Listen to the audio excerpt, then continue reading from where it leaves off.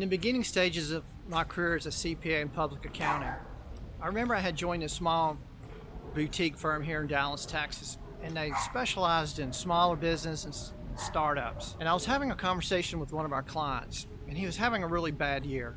And I'll never forget, he was talking to me and he said, when I'm selling, I'm not working. And when I'm working, I'm not selling. And I remember thinking to myself, man, it's got to be really tough when you're a small business, especially when you're a one-man band like this guy was. And that conversation stuck with me for all these years. And today when I look back at that conversation, I realized just how far off base he was, because nothing could be further from the truth.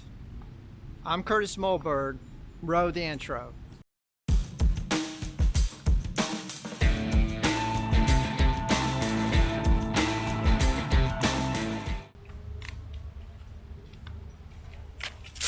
So over the years, again, as I look back in that conversation, I realized that you're always selling. It's never about when you're working, you're not selling. When you're selling, you're not working.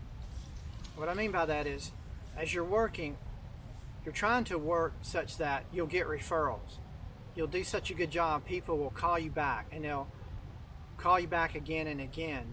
As an entrepreneur, you're always selling, okay?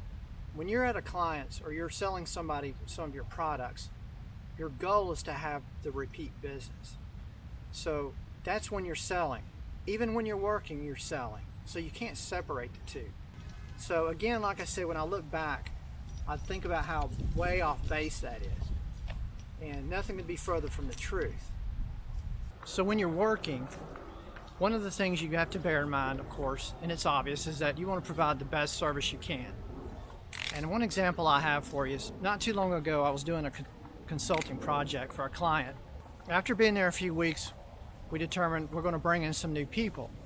So the company had an outsourced HR lady, and she was to get all the new resumes for potential candidates.